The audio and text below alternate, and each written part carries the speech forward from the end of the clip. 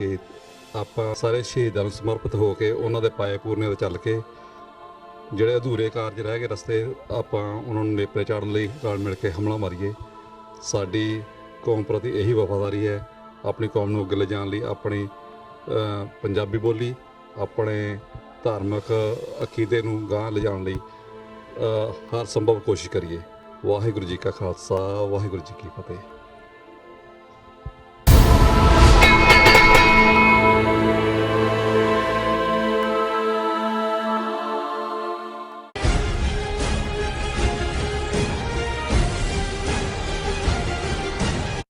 ਦਰਸ਼ਕੋ, break ਤੋਂ ਬਾਅਦ ਤੁਹਾਡਾ ਸਭ ਦਾ ਨਿੱਘਾ ਸਵਾਗਤ ਹੈ। ਅੱਜ ਦੇ ਅਹਿਮ ਇਸ਼ੂਜ਼ ਤੋਂ ਬਾਅਦ ਹੁਣ ਆਪਾਂ ਗੱਲਬਾਤ ਕਰਾਂਗੇ ਗੁਰਬਾਣੀ ਵਿਚਾਰਾਂ ਦੀਆਂ, ਗੁਰਮਤਿ ਵਿਚਾਰਾਂ ਦੀਆਂ।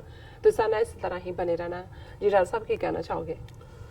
ਦੇਖੋ, ਇਨਸਾਨੀ ਮਨ ਦੇ ਅੰਦਰ ਇਹ ਸਵਾਲ ਜਗਿਆਸਾ, ਸੀਕਿੰਗ, ਜਾਂ ਜਿਹਨੂੰ ਤਾਲਿਬੇ ਇਲਮ ਜਦੋਂ ਅਸੀਂ ਕਹਿੰਦੇ ਹਾਂ, ਇੱਕ ਇਲਮ ਦੁਨਿਆਵੀ ਹੈ, ਵਰਲਡਲੀ ਹੈ, ਬਿਲਕੁਲ, ਇੱਕ ਰੂਹਾਨੀ ਹੈ।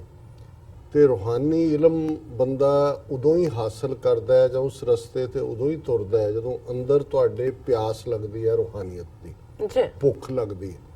ਜਦੋਂ ਭੁੱਖ ਲੱਗਦੀ ਹੈ, ਪਿਆਸ ਲੱਗਦੀ ਹੈ, ਫਿਰ ਪਹਿਲਾ ਸਵਾਲ ਤੁਹਾਡੇ ਅੰਦਰ ਇਹ ਹੁੰਦਾ ਹੈ ਕਿ ਮੈਂ ਕੌਣ ਹੈ, ਕੀ ਹੈ ਮੈਂ, ਮੇਰੀ ਜ਼ਿੰਦਗੀ ਦਾ ਮਕਸਦ ਕੀ ਹੈ।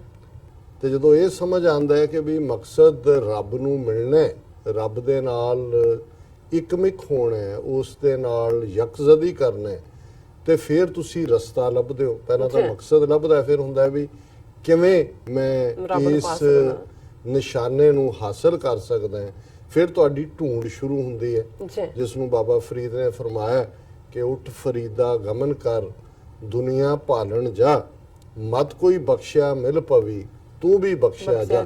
ਫਿਰ ਤੁਸੀਂ ਲੱਭਦੇ ਹੋ ਕਿ ਭਾਈ ਕਿਹੜਾ ਰੱਬ ਨੂੰ ਪਿਆਰਾ ਹੈ, ਜਿਹੜਾ ਇਨਸਾਨ ਹੈ ਉਸ ਦੀ ਮੈਂ ਸੰਗਤ ਕਰਾਂ, ਉਸ ਦੀ ਕੁਰਬਤ ਕਰਾਂ, ਉਸ ਦੀ ਮੈਂ ਕੰਪਨੀ ਚਾਹਾਂ, ਕਿ ਮੈਨੂੰ ਵੀ ਜਿਹੜੀ ਮੇਰੇ ਅੰਦਰ ਇਹ ਹੁਣ ਲਿਲ ਲੱਗੀ ਹੈ, ਲਿਵ ਲੱਗੀ ਹੈ, ਇਹ ਇੱਕ ਹਕੀਕਤ ਦੇ ਵਿੱਚ ਬਦਲ ਕੇ ਇੱਕ ਭਾਂਬੜ ਬਣ ਜਾਏ ਪਿਆਰ ਦਾ, ਮੇਰੇ ਅੰਦਰ ਇੱਕ ਇਸ਼ਕ ਦਾ ਚਸ਼ਮਾ ਫੁੱਟ ਪਏ। ਔਰ ਅੱਜ ਦਾ ਸ਼ਬਦ ਜਿਹੜਾ ਪੰਜਵੇਂ ਪਾਤਸ਼ਾਹ ਦਾ ਸੂਹੀ ਰਾਗ ਦੇ ਵਿੱਚ ਹੈ, ਔਰ ਪਹਿਲੇ ਅਸੀਂ ਦੋ ਸ਼ਬਦ ਜਿਹੜੇ 2 ਹਫ਼ਤਿਆਂ 'ਚ ਵਿਚਾਰੇ, ਇੱਕ 'ਚ ਸੀ ਕੁਚੱਜੀ, ਇੱਕ ਦਾ ਹੈਡਿੰਗ ਸੀ, ਪਿਛਲੇ ਹਫ਼ਤੇ ਦਾ ਸੀ ਸੁਚੱਜੀ, ਤੇ ਅੱਜ ਹੈ ਗੁਣਵੰਤੀ।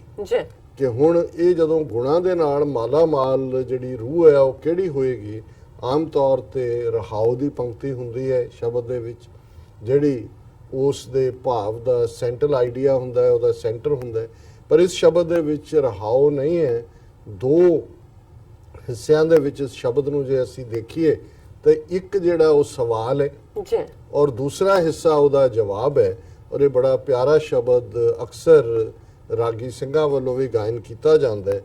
ਜੋ ਦੀਸੈ ਗੁਰਸਿੱਖੜਾ ਤਿਸ ਨਿਮ ਨਿਮ ਲਾਗੋਂ ਪਾਏ ਜਿਉ, ਆਖਾਂ ਬਿਰਥਾ ਜੀ ਕੀ ਗੁਰ ਸੱਜਣ ਦੇ ਮਿਲਾਏ ਜਿਉ, ਸੋਈ 10 ਉਪਦੇਸੜਾ ਮੇਰਾ ਮਨ ਅਨਤ ਨ ਕਾਹੇ ਜਾਏ ਜਿਉ, ਇਹੋ ਮਨ ਤੈ ਕੂ ਡੇਵਸਾਂ ਮੈਂ ਮਾਰਗ ਦੇਹੋ ਬਤਾਏ ਜਿਉ, ਹੋਂ ਆਇਆ ਦੂਰੋਂ ਚੱਲ ਕੇ ਮੈਂ ਤੱਕੀ ਤੋ ਸਰਣਾਏ ਜਿਉ, ਮੈਂ ਆਸਾ ਰੱਖੀ ਚਿਤ ਮੈਂ ਮੇਰਾ ਸਭੋ ਦੁੱਖ ਗਵਾਏ ਜਿਉ। ਹੁਣ ਇਹ ਸਵਾਲ ਹੈ। ਹੁਣ ਸਵਾਲ ਇਹ ਹੈ ਕਿ ਜੋ ਦੀਸੈ ਗੁਰਸਿੱਖੜਾ ਤੇ ਨਿਮ ਨਿਮ ਲਾਗੋਂ ਪਾਏ ਜਿਉ, ਜਿਹੜਾ ਗੁਰੂ ਨੂੰ ਮਿਲਿਆ ਹੋਇਆ, ਗੁਰੂ ਦਾ ਪਿਆਰਾ, ਸਿੱਖੜਾ ਸ਼ਬਦ ਪਿਆਰ ਦੇ ਨਾਲ ਜਿਹਨੇ ਗੁਰੂ ਨੂੰ ਆਪਣਾ ਆਪ ਦੇ ਦਿੱਤਾ। ਜਿਵੇਂ ਅਸੀਂ ਬੱਚੇ ਨੂੰ ਬਚੜਾ ਕਹਿੰਦੇ ਹਾਂ ਜਾਂ ਬੱਚੀ ਨੂੰ ਅਸੀਂ ਮੇਰੀ ਬਚੜੀ ਹੈ ਕਹਿੰਦੇ ਹਾਂ। ਹੁਣ ਉਹ ਬੱਚਾ ਤੇ ਬੱਚੀ ਹੁੰਦਾ, ਪਰ ਪੰਜਾਬੀ 'ਚ ਰਾੜਾ ਰਾਂ ਦੇ ਨਾਲ ਇੱਕ ਪਿਆਰ ਦਾ ਸੂਚਕ ਬਣ ਜਾਂਦਾ ਹੈ। ਜੋ ਦੀਸੈ ਗੁਰਸਿੱਖੜਾ ਤੇ ਨਿਮ ਨਿਮ ਲਾਗੋਂ ਪਾਏ ਜਿਉ, ਕਿ ਜਿਹੜਾ ਵੀ ਗੁਰੂ ਦਾ ਸਿੱਖ ਮੈਨੂੰ ਨਜ਼ਰ ਆਉਂਦਾ ਹੈ, ਪਿਆਰਾ ਨਜ਼ਰ ਆਉਂਦਾ ਹੈ, ਮੈਂ ਝੁਕ ਕੇ ਉਹਦੇ ਪੈਰਾਂ ਵੱਲ ਝੁਕਦਾ ਹੈ, ਉਸ ਦੇ ਪੈਰਾਂ ਵੱਲ ਜਾਣ ਦੀ ਕੋਸ਼ਿਸ਼ ਕਰਦਾ ਹੈ। ਔਰ ਕਿਉਂ? ਆਖਾਂ ਬਿਰਥਾ ਜੀ ਕੀ, ਬਿਰਥਾ ਕਹਾਣੀ, ਜਿਹੜੀ ਤੜਪ ਹੈ, ਪਿਆਸ ਹੈ ਜੀ ਮਨ ਦੀ, ਉਹਨੂੰ ਮੈਂ ਕਹਿੰਦਾ, ਉਹਨੂੰ ਮੈਂ ਆਪਣੇ ਮਨ ਦੀ ਬਿਰਥਾ ਦੱਸਦਾ ਕਿ ਗੁਰ ਸੱਜਣ ਦੇ ਮਿਲਾਏ ਜਿਉ, ਕਿ ਹੇ ਮੇਰੇ ਪਿਆਰੇ, ਹੇ ਗੁਰਸਿੱਖ, ਕਿਰਪਾ ਕਰ, ਜਿਵੇਂ ਤੂੰ ਆਪਣੇ ਪਿਆਰੇ ਗੁਰੂ ਨੂੰ ਮਿਲਿਆ ਹੋਇਆ, ਮੈਨੂੰ ਵੀ ਦੱਸ ਮੇਰੇ ਇਹ ਮਨ ਦੀ ਬਿਰਥ ਹੈ, ਮੈਂ ਮਿਲਣਾ ਚਾਹੁੰਦਾ ਜੀ। ਗੁਰ ਸੱਜਣ ਦੇ ਮਿਲਾਏ ਜਿਉ, ਮੈਨੂੰ ਵੀ ਮਿਲਾ ਦੇ ਉਹਦੇ ਨਾਲ।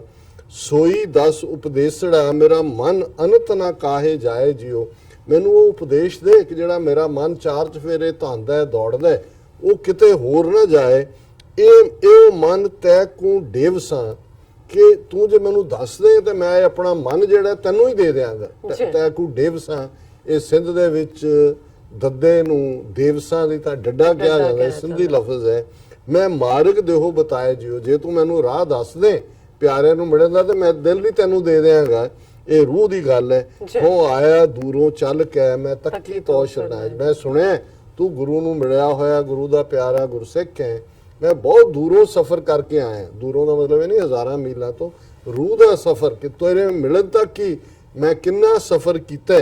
ਮੈਂ ਤੇਰੀ ਸ਼ਰਨ ਦੇ ਵਿੱਚ ਆਇਆ, ਮੈਂ ਆਸਾ ਰੱਖੀ ਚਿੱਤ ਮੈਂ, ਮੇਰਾ ਸਭੋ ਦੁੱਖ ਹੋਇਆ। ਮੈਂ ਤੇਰੇ ਕੋਲ ਆਇਆ ਇਸ ਆਸ ਦੇ ਨਾਲ ਕਿ ਤੂੰ ਮੇਰਾ ਜਿਹੜਾ ਦੁੱਖ ਹੈ ਵਿਛੋੜੇ ਦਾ, ਰੱਬ ਨੂੰ ਨਾ ਮਿਲ ਸਕਣ ਦਾ, ਇਹਨੂੰ ਤੂੰ ਦੂਰ ਕਰੇ, ਮੇਰਾ ਸਭੋ ਦੁੱਖ ਗਵਾਏ ਜੀ। ਤਾਂ ਹੁਣ ਇਹਦਾ ਜਵਾਬ ਸ਼ਬਦ ਦੇ ਦੂਸਰੇ ਹਿੱਸੇ 'ਚ ਹੈ, ਇਤ ਮਾਰਗ ਚੱਲੇ ਭਾਈੜੇ ਗੁਰ ਕਹਿ ਸੋ ਕਾਰ ਕਮਾਏ ਜਿਉ, ਤਿਆਗੇ ਮਨ ਕੀ ਮਤੜੀ ਵਿਸਾਰੇ ਦੂਜਾ ਭਾਉ ਜਿਉ, ਇਉ ਪਾਵੇ ਹਰ ਦਰਸਾਵੜਾ ਨੈ ਲੱਗੈ ਤਤੀ ਵਾਉ ਜਿਉ, ਹਉ ਆਪੋ ਬੋਲ ਨਾ ਜਾਣਦਾ ਮੈਂ ਕਿਹਾ ਸਭ ਹੁਕਮਾਓ ਜਿਉ, ਹਰ ਭਗਤ ਖਜ਼ਾਨਾ ਬਖਸ਼ਿਆ ਗੁਰੂ ਨਾਨਕ ਕੀਆ ਪਸਾਓ ਜਿਉ, ਮੈਂ ਬੌੜ ਨ ਤ੍ਰਿਸ਼ਨਾ ਭੁਖੜੀ ਹਉ ਰੱਜਾਂ ਤ੍ਰਿਪਤ ਅਗਾਏ ਜਿਉ, ਜੋ ਗੁਰ ਦੀਸੈ ਸਿਖੜਾ ਤਿਸ ਨਿਵ ਨਿਵ ਲਾਗੂ ਪਾਏ ਜਿਉ। ਹੁਣ ਉਹ ਜਵਾਬ ਹੈ ਕਿ ਇਹ ਭਾਈੜੇ, हे ਮੇਰੇ ਭਰਾ, ਪਿਆਰੇ ਭਰਾ, ਇਤ ਮਾਰਗ ਚੱਲੇ ਭਾਈੜੇ ਗੁਰ ਕਹਿ ਸੋ ਕਾਰ ਕਮਾਏ ਜਿਉ, ਕਿ ਇਸ ਰਸਤੇ ਤੇ ਚੱਲਣ ਦਾ ਮਤਲਬ ਇਹ ਹੈ ਕਿ ਜੋ ਗੁਰੂ ਕਹਿੰਦਾ ਉਵੇਂ ਜੀਵਨ ਜਿਉਣਾ, ਉਵੇਂ ਜੀਵਨ ਦੀ ਕਾਰ ਕਮਾਣੀ। ਤਿਆਗੇ ਮਨ ਕੀ ਮਤੜੀ ਵਿਸਾਰੇ ਦੂਜਾ ਭਾਉ, ਆਪਣੇ ਮਨ ਦੀ ਅਕਲ ਨੂੰ ਪਿੱਛੇ ਛੱਡ ਦੇ ਤੇ ਦੂਜਾ ਭਾਉ ਮਾਇਆ ਦਾ ਪਿਆਰ ਇਸ ਸਾਰੇ ਨੂੰ ਆਪਣੇ ਤੋਂ ਦੂਰ ਕਰ ਦੇ। ਔਰ ਤਿਆਗੇ ਮਨ ਕੀ ਮਤੜੀ ਵਿਸਾਰੇ ਦੂਜਾ ਭਾਉ, ਉਹ ਪਾਵੇ ਹਰ ਦਸਾਵੜਾ ਨਾ ਲੱਗਿਆ ਤਾਤੀ ਵਾਹ। ਜੇ ਗੁਰੂ ਦਾ ਰਸਤਾ ਅਖਤਿਆਰ ਕਰ ਲਈਏ, ਦੂਜੇ ਭਾਉ ਨੂੰ ਛੱਡ ਦਈਏ, ਤੇ ਫਿਰ ਇਹੀ ਰਸਤਾ ਹੈ ਜਿਹੜਾ ਰੱਬ ਦੇ ਘਰ ਦਾ। ਫਿਰ ਕੋਈ ਵੀ ਹੋਰ ਦੁੱਖ ਨਹੀਂ ਲੱਗਦਾ ਮਨ ਦੇ ਅੰਦਰ, ਕੋਈ ਹੋਰ ਹਨੇਰੀ ਨਹੀਂ ਝੁੱਲਦੀ। ਹੋ ਆਪੋ ਬੋਲ ਨਾ ਜਾਣਦਾ ਮੈਂ ਕਿਹਾ ਸਭ ਹੁਕਮਾਓ ਜਿਉ। ਉਹ ਗੁਰਮੁਖ ਇਹ ਕਹਿ ਰਿਹਾ ਕਿ ਮੈਂ ਜੋ ਜਿਹੜੀ ਗੱਲ ਕਹਿ ਰਿਹਾ ਇਹ ਕਹਿਣ ਵਾਲਾ ਮੈਂ ਨਹੀਂ ਹੈ, ਇਹ ਨਿਰੰਕਾਰ ਦੇ ਹੁਕਮ 'ਚ ਤੁਹਾਨੂੰ ਮੈਂ ਦੱਸ ਰਿਹਾ ਕਿ ਗੁਰੂ ਦੇ ਅੱਗੇ ਆਪਾ ਰੱਖ ਕੇ ਗੁਰੂ ਦੀ ਦੱਸੀ ਮਤ ਅਨੁਸਾਰ ਜੀਵਨ ਜਿਉਣਾ, ਇਹੀ ਰੂਹਾਨੀਅਤ ਦੇ ਦਰਵਾਜ਼ੇ ਖੋਲ੍ਹਦੇ। ਤੇ ਜਦੋਂ ਖਜ਼ਾਨਾ ਖੁੱਲ ਜਾਂਦਾ, ਉਸ ਦਰਵਾਜ਼ਾ ਖੁੱਲ ਜਾਂਦਾ, ਹਰ ਭਗਤ ਖਜ਼ਾਨਾ ਬਖਸ਼ਿਆ ਗੁਰੂ ਨਾਨਕ ਕੀਆ ਪਸਾਉ। ਗੁਰੂ ਨਾਨਕ ਨੇ ਬਖਸ਼ਿਸ਼ ਕੀਤੀ, ਰੱਬ ਦੀ ਬੰਦਗੀ ਦਾ ਖਜ਼ਾਨਾ ਜਦੋਂ ਉਹਨੇ ਬਖਸ਼ ਦਿੱਤਾ, ਮੈਂ ਬੌੜ ਨ ਤ੍ਰਿਸ਼ਨਾ ਭੁਖੜੀ ਹਉ ਰੱਜਾਂ ਤ੍ਰਿਪਤਾ ਗਾਏ ਜੋ, ਮੇਰੀ ਸਾਰੀ ਪਿਆਸ ਜਿਹੜੀ ਔਰ ਭੁੱਖ ਉਹ ਖਤਮ ਹੋ ਗਈ, ਉਹ ਦੁਬਾਰਾ ਨਹੀਂ ਆਈ। ਮੈਂ ਰੱਜ ਗਈ, ਮੇਰੀ ਰੂਹ ਤ੍ਰਿਪਤ ਹੋ ਕੇ, ਅਗਾ ਕੇ, ਆਨੰਦ ਹੋ ਕੇ। ਔਰ ਫਿਰ ਜਦੋਂ ਇਹ ਅਵਸਥਾ ਆਈ, ਪਹਿਲਾਂ ਗੁਰਸਿੱਖਾਂ ਦੀ ਢੂੰਡ ਇਹ ਲਈ ਸੀ ਕਿ ਉਹ ਮੈਨੂੰ ਰਸਤਾ ਦੱਸੇ, ਫਿਰ ਹੈ ਜੋ ਗੁਰ ਦੀਸੈ ਸਿਖੜਾ ਤਿਸ ਨਿਵ ਨਿਵ ਲਾਗੂ ਪਾਏ ਜੋ। ਫਿਰ ਇੰਨਾ ਕੁ ਅੰਦਰ ਪਿਆਰ ਹੈ ਕਿ ਤੁਸੀਂ ਲੱਭਦੇ ਹੋ ਕਿ ਮੈਨੂੰ ਕੋਈ ਗੁਰੂ ਦਾ ਪਿਆਰਾ ਮਿਲੇ ਤੇ ਮੈਂ ਉਹਦੇ ਪੈਰਾਂ ਦੇ ਉੱਤੇ ਜਿਹੜਾ ਮੱਥਾ ਟੇਕਾਂ, ਉਸ ਨੂੰ ਮੈਂ ਆਪਣਾ ਬਣਾਵਾਂ, ਉਹਨੂੰ ਗਲਵਕੜੀ ਚ ਲਵਾਂ, ਕਿਉਂਕਿ ਫਿਰ ਤੁਸੀਂ ਉਸੇ ਹੀ ਰੱਬ ਦੇ ਰਸਤੇ ਦੇ ਹਮ ਸਫਰ ਹੁੰਦੇ ਹੋ।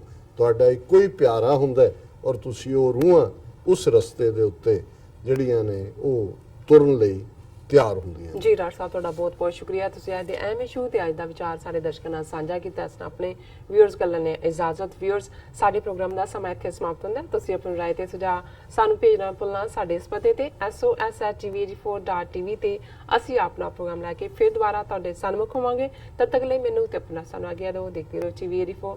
ਬੁਲਾ ਦਿਓ ਫਤਿਹ। ਵਾਹਿਗੁਰੂ ਜੀ ਕਾ ਖਾਲਸਾ, ਵਾਹਿਗੁਰੂ ਜੀ ਕੀ ਫਤਿਹ।